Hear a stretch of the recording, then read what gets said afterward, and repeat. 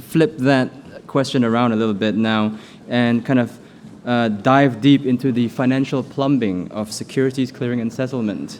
$1.6 quadrillion of opportunity, and that's how much DTCC clears annually. I'll hand over to our moderator, Hans Morris of Nyca Partners, and our eminently qualified panel. Big round of applause to them.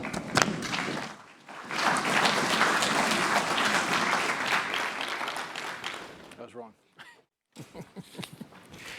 Good morning, and thank you for being here.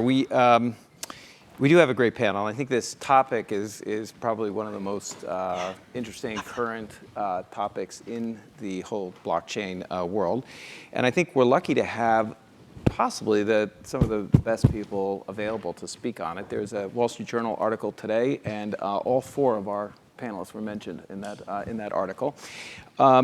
So let me first introduce them. I'm Hans Morris. I'm a venture capital firm called Nyca Partners. But to give a little context, I started my career, spent 27 years at Citigroup, and for 5 years there was CFO and head of operations and technology for the institutional businesses. And I was president of Visa and also a partner at General Atlantic before starting Nyca. Blythe Masters, on my far right, is a major force on Wall Street by any measure. She's widely respected, and she built two businesses, major businesses, pretty much from scratch. Was a part of the creation of the credit default swaps, and also ran the commodities business at JP Morgan for 7 years. And before that, had a comparable job to me. We actually met when we both had the same job as CFO of the investment bank at JP Morgan and head of their regulatory affairs business or activity. Let's see, Brad Peterson is unique because he is the only person I know of as a CIO of a big Wall Street enterprise that came from Silicon Valley. He's CIO of Nasdaq, but before that was the CIO of Schwab, and before that was CIO of eBay, and really has a completely fresh look, but also fresh look on how things can be solved, but also knows the guts. And Houman Shadab is a professor at New York Law School. Many of you probably didn't know there's such a thing as the Journal of the Taxation and Regulation of Financial Industry. He is actually the editor of that journal. And he has testified regularly at Congress. He serves many major businesses, hedge funds, investors as a consultant. And he has written quite extensively on many of the issues that we'll be talking about today. So I often say, if you want to understand why do things work the way they do, you have to start with the way, in financial services, you have to start with the way the paper process was originally automated. So that began in the late 1960s. What's relevant about this here, though, is the issues, the problems in paper automation, the well-known paperwork crisis, which culminated in really 68 through 1970, when the New York Stock Exchange, the American Stock Exchange were shut on Wednesday so that they could clear the back order. The work on that actually began in 1964 when CUSIP was created. There were industry committees starting in the mid-60s. And it wasn't until May 1973 that DTC was created. So about 9 years, start to finish.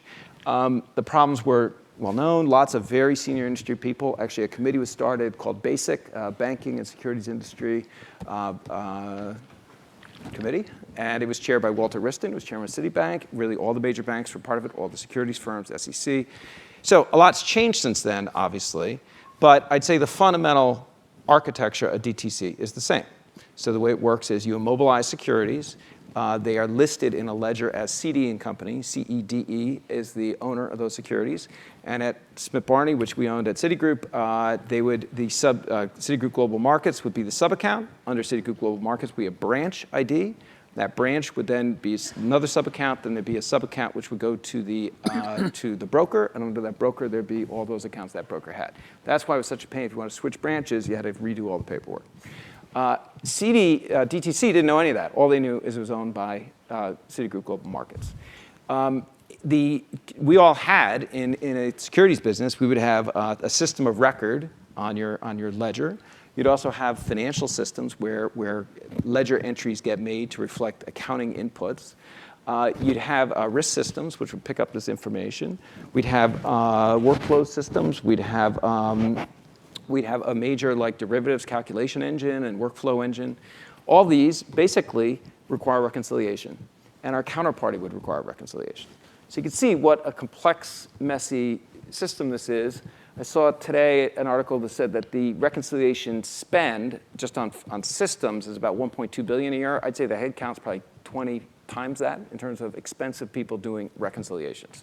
So obviously, very promising, which is why all major institutions are looking at this and are intrigued by it. And the difference between a year ago, when everyone's saying, what is this? And now, where everyone's saying, you've got major senior people doing real life projects and examining it, is quite profound.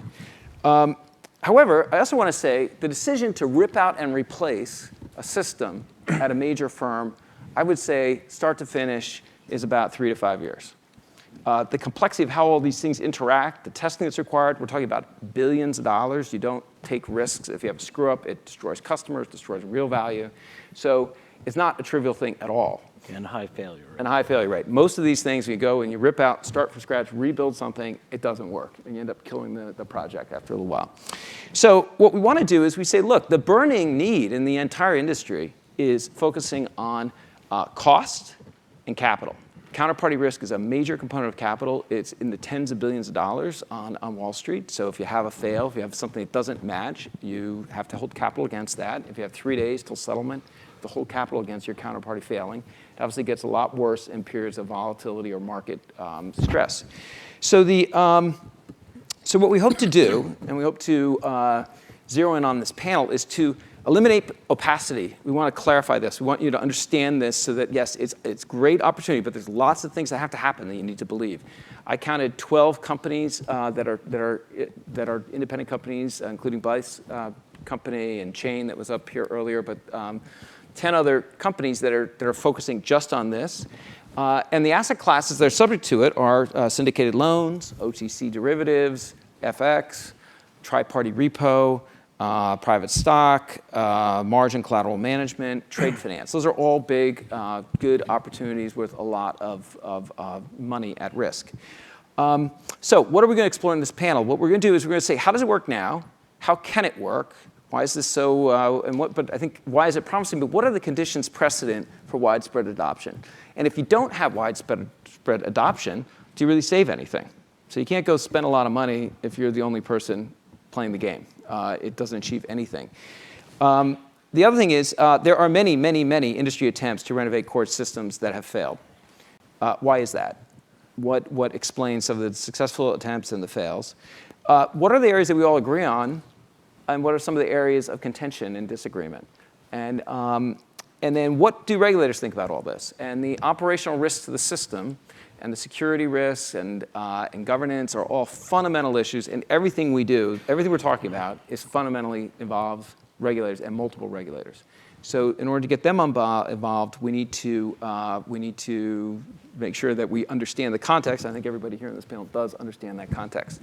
So what we're going to talk about is Houman is going to give you a little bit more context and background. And then we're going to have Brad talk about, as a major player on Wall Street, what are they doing exactly? What are some of their projects? And then Blythe will talk about why she embarked on this and where they are. And we're hopeful that will help clarify everything. And then we'll take some of your questions. Come on. Yeah, good. Thanks so much, Hans, for that introduction and background. It's a pleasure to be up here. Just in terms of background, one question is, why are we talking about the plumbing and the sort of esoteric aspects of finance in the first place? And this is really the second time it's come up in the past decade. First, because of the financial crisis. For the first time after the financial crisis, we saw a failure in some asset classes, notably some types of OTC derivatives, to actually do what they're intended to do, and for their counterparties to exchange cash flows when they were supposed to. So after the financial crisis, after credit risk all over the place was basically reevaluated and determined to be higher than people thought, regulators, market participants said there's maybe something wrong with at least parts of the plumbing that goes behind how these trades are executed, cleared, and settled. And now we're coming at it from another angle, again, looking at what used to be basically esoteric and maybe boring aspects of the financial markets from another angle and saying, okay, how can this potentially revolutionary technology, distributed ledgers and blockchains improve the process? And so how does it work now? Well, it's basically a system of intermediaries built upon intermediaries, okay, performing very specific financial functions to make sure that after a trade is executed, whether you buy an apple or you buy, by analogy, or you buy any kind of financial instrument, that the exact trade that the traders want to get processed actually gets processed and what their positions after the trade are finally settled. So all the little details they need to get is essentially confirmed and matched and the I's dotted and T's crossed happen during the clearing process. And finally, sort of the title of this panel is settlement needs to happen when people get paid. Okay, at the very end, make sure people have the right securities to deliver and have the actual money, probably in the right currency, to pay them as well. And normatively, you can ask, well, how is that system working? And overall, at the very least, you can say it's a cup half full. It works pretty well. Given the market volatility and stock prices in recent weeks, we haven't had any systemic disruptions from a clearing and settlement point of view. There may have been sort of on the trading angle, exchange angle, circuit breakers being instituted, but it wasn't really a plumbing issue. And even during the financial crisis, the overwhelming aspects of the financial system, including the overwhelming majority of over-the-counter swaps, were processed properly, managed properly, collateralized, netted as well. Again, it was only a certain type of credit default swap linked to mortgage-backed securities that give people problems. But even CDSs on corporate bonds and sovereigns were fine and managed well, and there's government reports and statistics to sort of back up that claim. So where are we going now? Well, it's an industry, like most industries, in transition. In many financial aspects of the financial markets, sort of the glory days are gone when profits were high, there was lots of expansion due to financial markets expanding, due to financial assets as well. And so like any other industry, there's the cost issue. Okay, so how are people dealing with that? One is always going to be consolidation, centralization, which is relevant here. And so right now you have centralized security depositories like the DTCC here, DTCC, trying to leverage their economic power and also their expertise and just their network to doing things that are being taken care of by companies' back offices and to make it more efficient, to make it less redundant. So right now, or at least in 2014, companies spent about $100 billion on back office expenses. And only a small portion of that was really went through custodians and went through the custodian's custodian, which is the securities depository. And so ultimately, as far as where we're going, and my initial remarks here is that blockchains are trying to, in principle, take away back offices. If you automate things, if you put them on a network or some kind of system where you don't need manual processes, certainly, you don't need specific intermediaries or entities doing things, then a back office, in principle, kind of can go away. At least a large part of it, and as a reflection of that in any case, because there's a lot of automation, consolidation, transparency, and so forth, a lot of the goals from blockchains that are being achieved through other means. Because of that, you see these custodians that traditionally provide back office services trying to creep into the middle office as well. Okay, Brad, so what are you doing with all this? So let me get a poll. How many people have been involved with Bitcoin or blockchain more than 3 months that are in the audience here? Excellent. So I want to thank everyone for your contribution in getting us this far, because this is really phenomenal. The experiment that has been created that has, I think, I would say energize everyone to reimagine this industry and how things can happen. So we heard that, the DTCC, has its roots back to a paper crisis and how difficult it is going to be to really re-engineer this. But I think everyone in the room, the good thing is a lot of people want to do it, and it's pretty exciting. So I would say to introduce why Nasdaq is doing something, and then I'll talk about what we're specifically doing. Everyone knows Nasdaq because of our index, and it's we talk about the Nasdaq going up and down. So we have incredible brand awareness, but very few people, as our CMO says, very few people really know what we do. So why are we interested? In addition to owning and operating exchanges in the U.S. and in Europe, we're in the business of modernizing exchanges around the world. So we are the company that usually comes in, and our competition is an internally developed system. So very custom, very much tailored to that society and the rules and the regulators of that country, and they're usually country-based.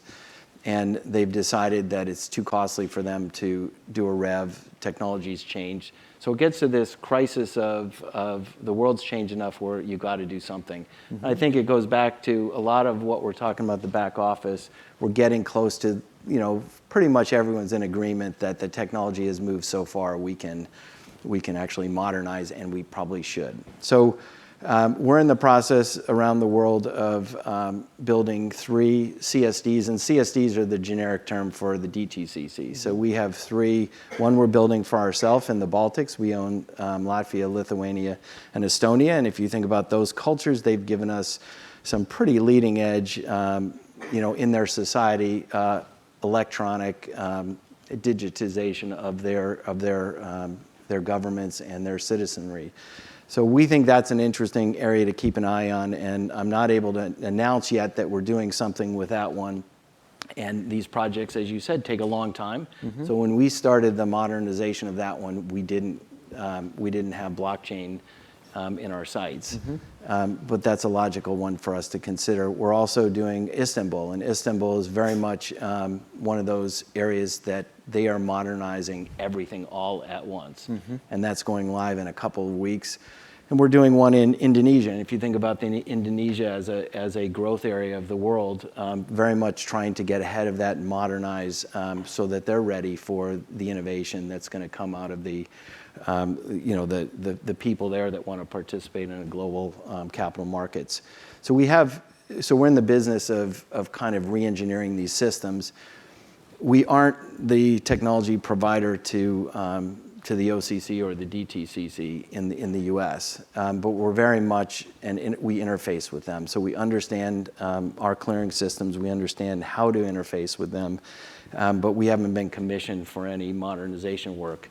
So what did we do? We said, we really have to master this technology before we go and put it in a product on behalf of a customer that really is expecting us to deliver, because they're replacing an ongoing system that our system needs to work.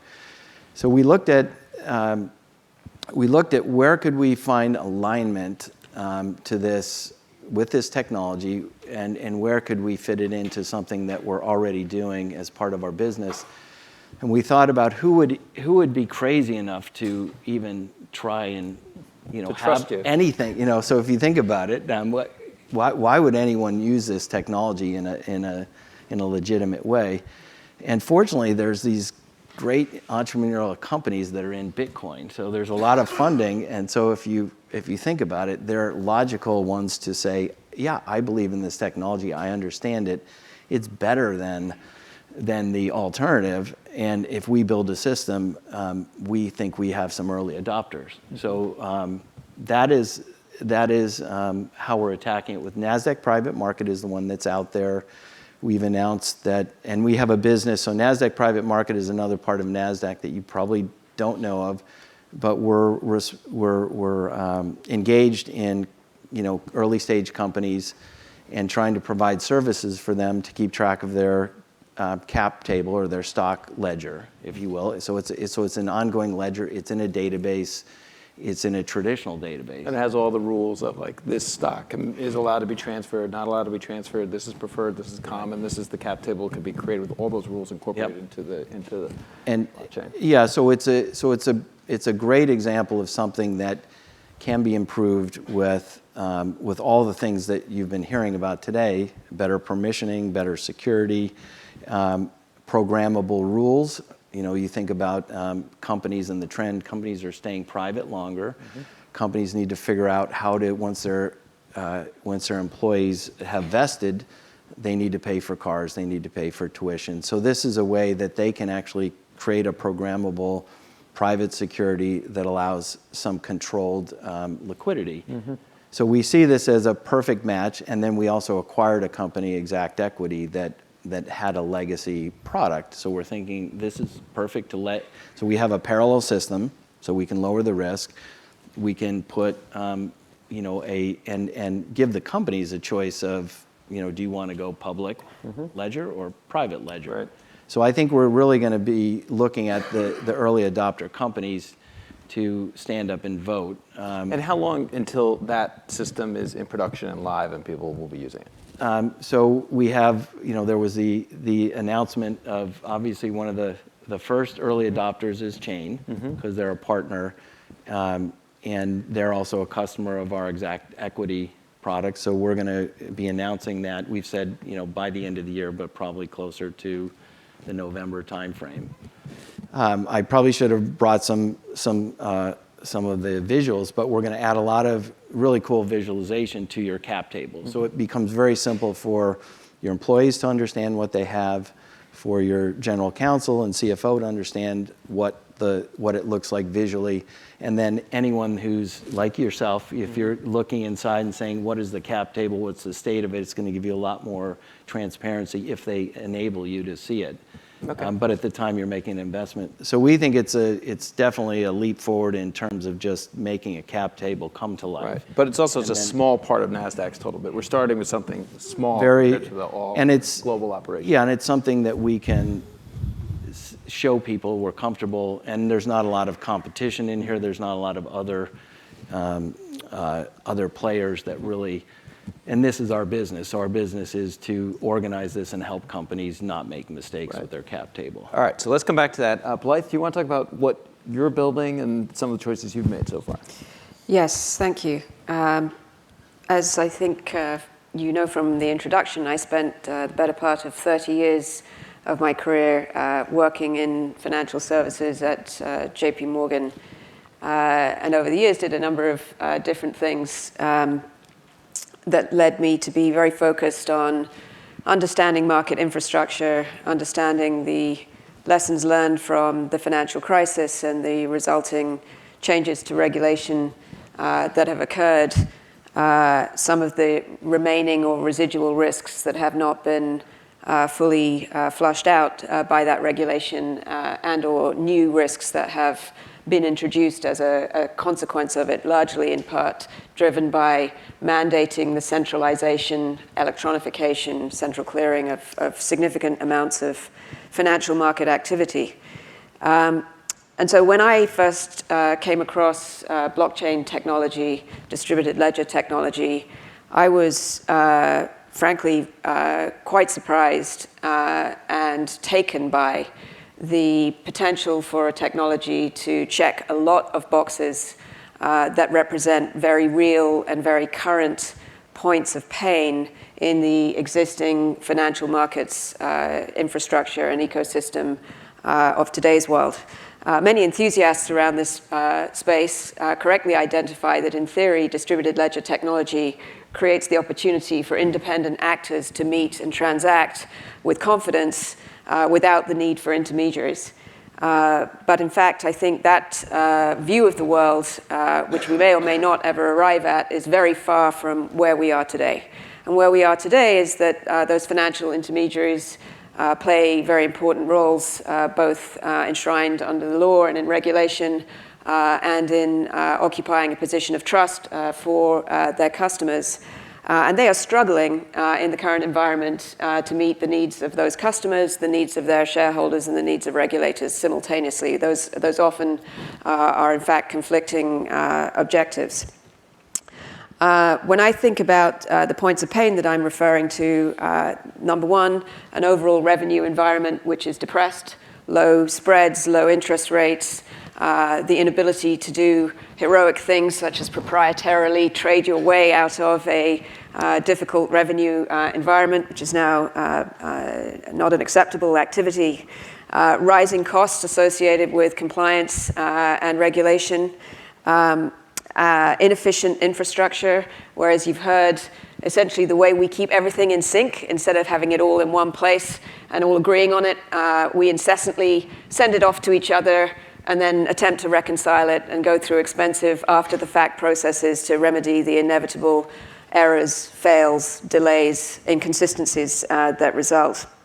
On top of that, firms are now being required to capitalize for risks to far higher degrees than they were previously, both more capital per unit of risk and more types of risk that are required to be capitalized. Operational risks, fails, attract capital, as does counterparty risk, which obviously arises in the case that you have settlement latency or delays in the final legal completion of a transaction that has been contracted. So that's a long list of points of pain. And as I came to understand the benefits of distributed ledger technology, I realized that almost every one of those could be tackled in some shape or form using these tools. Distributed ledgers are nothing more than databases that are shared, replicated with confidence, and therefore can be used as a central prime record for important information, including but not limited to financial information. By eliminating the need for replication, duplication of the same independent information, you reduce error rates, increase speed as a consequence, and radically cut costs associated with reconciliation and management of data. If you can speed up the process via which assets change hands, capital requirements will drop because there is a resulting lower rate of operational risk and counterparty risk. And in the meantime, these environments are cryptographically secured, and because they're distributed, they're less vulnerable to single or central points of failure due to operational failure or due to cyber attack. So obviously, this is a long list of potential benefits in an environment where there is a long list of points of pain. And it's for that reason that I moved into this space, joined Digital Asset Holdings, which is a company that is working to essentially use distributed ledgers to help existing participants in financial activity tackle those points of pain using this technology. And it's the reason why, Hans, in your opening comment, you said there have been a long history of good technology ideas that have failed, and why I believe in this case, it's going to be a journey, it's going to take some time, but that journey has commenced. Your project that you've talked about is a great example of that, and is well underway. The reason why I think now it will succeed is because the upside is enormous. The pain points are shared uniformly across the industry. The brokers and dealers and banks feel them, but they're passing on that pain to those that provide them with services, and ultimately they're having to charge their end customers for the consequence of that. So it's in the interest of everyone that we make progress here, and it's in those circumstances that you can have a realistic expectation that rational common sense and commercial motivation will align. And finally, I think on the subject of regulators, you often field questions about the concerns that regulators have expressed relating to cryptocurrencies, the anonymity of the Bitcoin blockchain, the ability in theory to bypass AML, KYC requirements.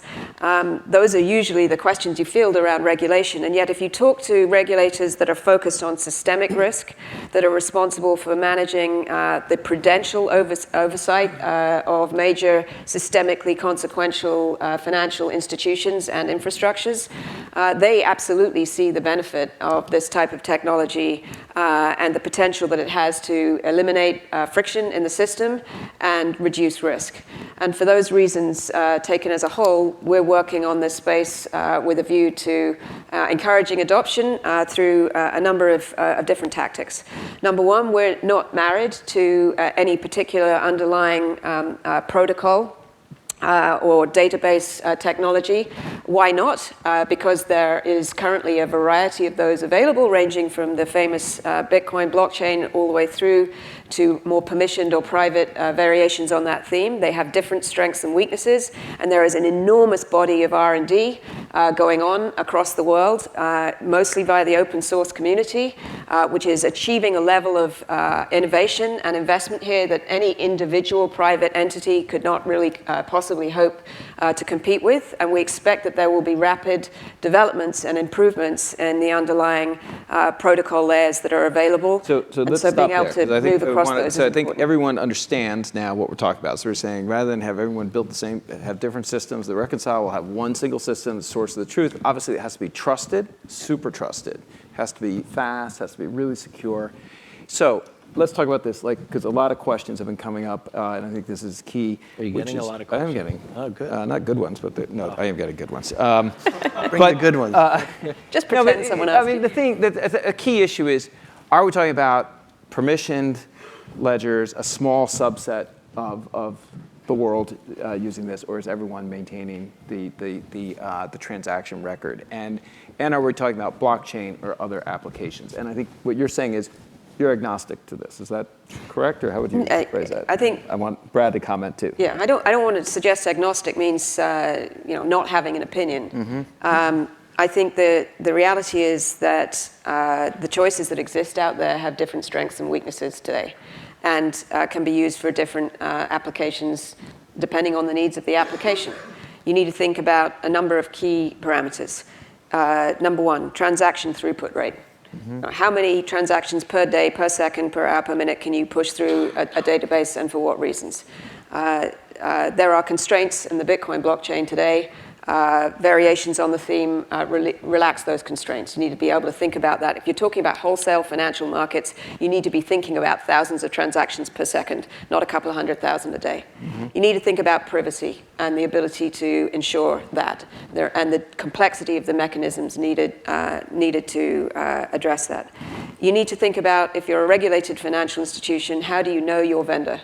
That is a regulatory requirement right now. And if you create operational, infrastructural dependencies on particular entities, you need to be able to demonstrate that you've diligenced those vendors, you understand their financial condition, and what will happen if they fail. So in certain circumstances, it becomes essentially mandatory that you are contracting with transaction processors and you know who they are. Okay. So those are the sorts of things you need to think through. So Brad, what's your view on this? So I'm very, very enamored and always attracted to businesses that have networks effects. And I'm also going to be very cautious to rule out that there aren't major networks effects with the current blockchain, even though all the limitations that everyone is aware of and that people, I think this weekend, very talented people are going to work on in Montreal. And I would say that we're absolutely going to master both as a hedge, but personally, you look at all the limitations of Ethernet, and you look at all the limitations of the current internet, and Metcalfe, the founder, said the internet was going to crash, and he then retracted it. So I don't want to go on record here and with public and say that I know and I'm going to bet, because when I just think about, I'll answer it this way, kind of not directly, but eBay is not that hard of a system to replicate, and Yahoo came at us and they failed, and we came at them in Japan, and they were eBay in Japan, and we were number 2, and we never were able, we had to roll up our carpet and go away. So once you have networks effects going, it's very difficult, and it's obvious after the fact, but it's very difficult at this stage to understand that you. And people will try. They will try to overcome them, spend a lot of money, and end up failing. So I would say it's off to a pretty good start, and the interoperability and the ability to add on to it and program it, I'm making sure our team understands where it's going, and we'll probably try and help scale it too. That's something we can contribute to. Okay, so let me get to some of these other questions. One, 3 people have made this comment saying banks want benefits of blockchains, they have to go permissionless. None of you are saying, both of you are saying not agnostic, but you're open-minded about what solution sets work best. And is that correct? Am I that correct inference from your comments? Or? The comment is, I think you need to be open-minded at this stage, because things are moving and changing fast. There's a huge amount of research underway, and I think improvements will occur. And one wants that to happen in a fashion that is constructive. But also, I think it's possible to design the tools that you build in a way that they can deploy to different types of underlying ledger. And so that flexibility is a huge advantage to customers who don't want to get stuck married to a particular proprietary decision that, for reasons beyond their control, goes out of fashion and becomes a backwater. And that, in essence, is the position that we take, which is our tools redeploy, or are designed to redeploy to different underlying database logics as and when it makes sense. Okay. So Houman, I'm going to ask you a question as a astute observer here. What if we're sitting here 3 years from now, what would you say of all the different ideas that might be extant?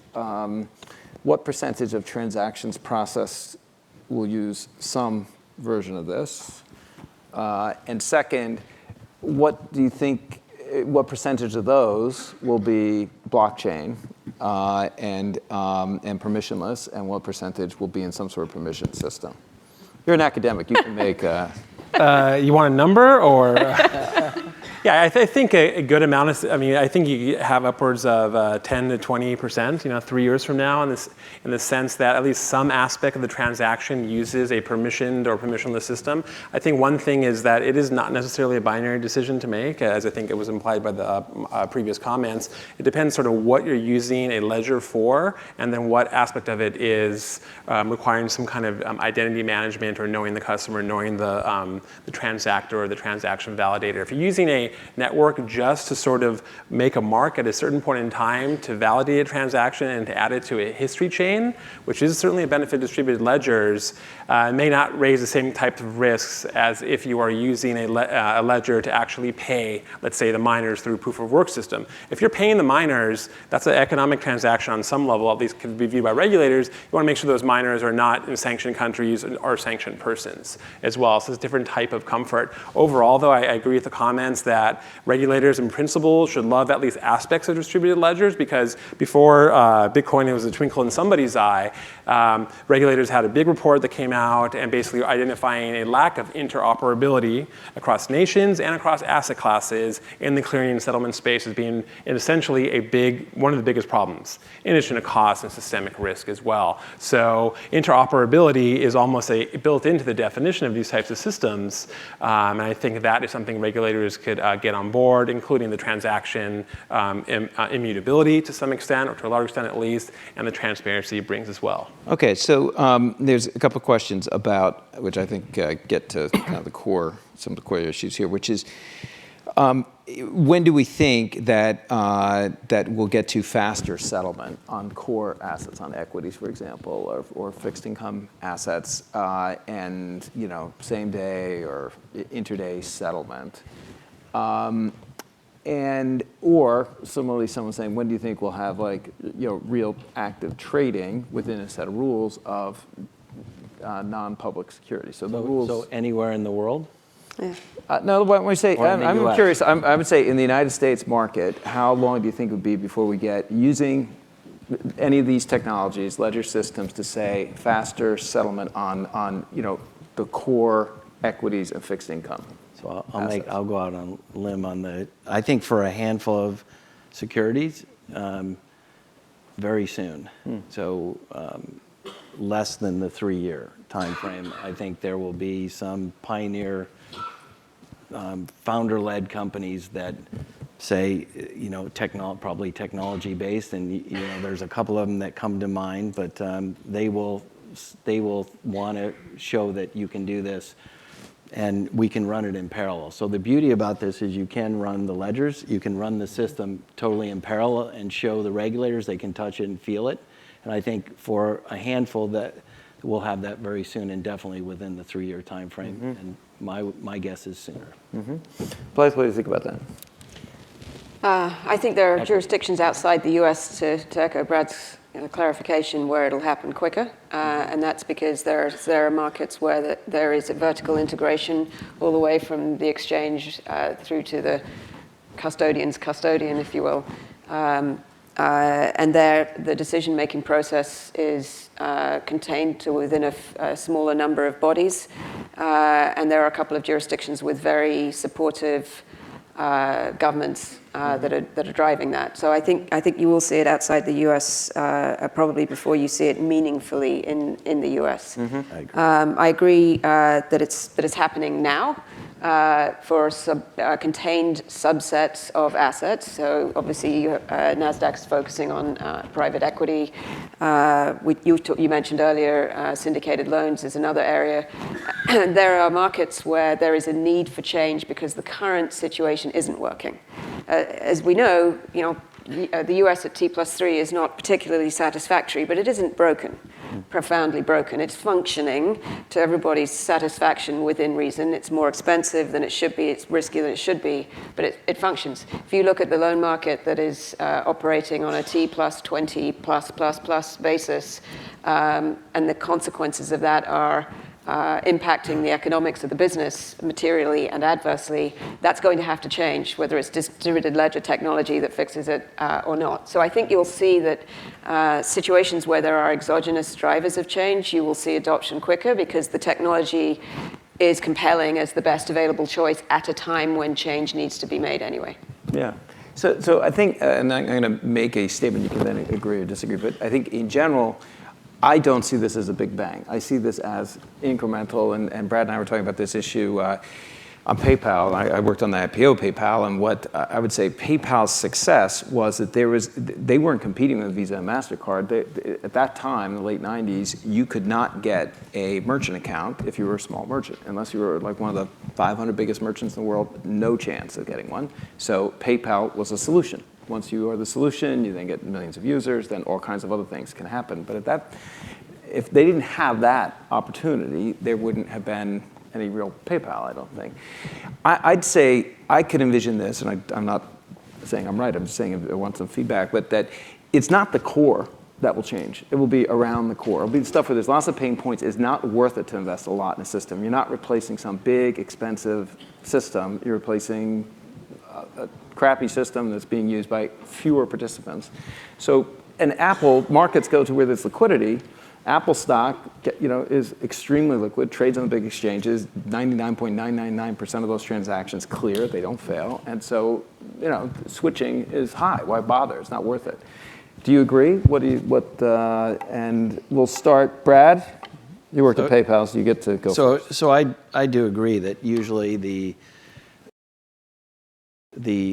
there has to be a need, and I think Blythe was saying that too. There really has to be where there are things broken.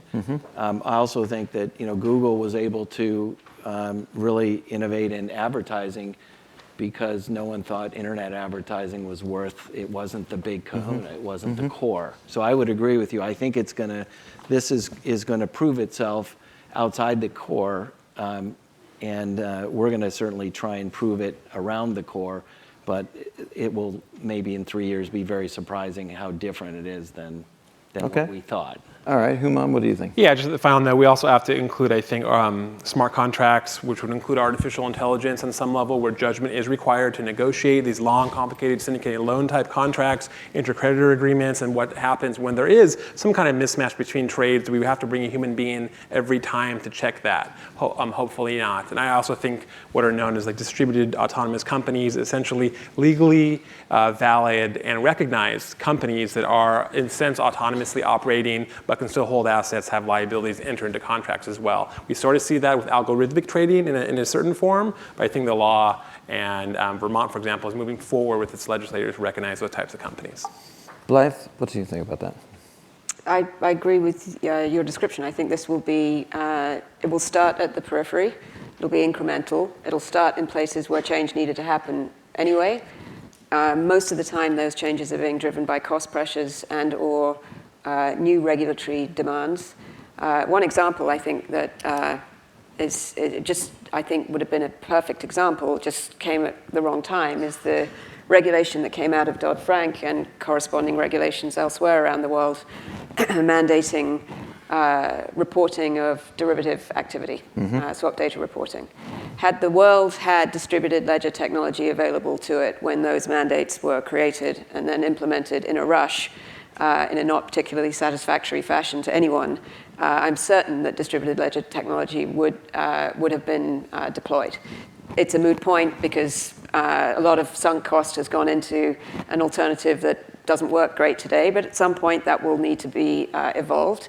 And there are going to be other examples of that. There's pending regulation in Europe and continuing pressure from regulators to provide far greater transparency around underlying beneficial ownership. So this habit that we all have of holding stuff in street name, that's what we call it over here, in omnibus accounts is how it's referred to over there, which is the only mechanism that the world has for internalizing gross flows and netting them down before submitting to the final ledger for operational efficiency gains.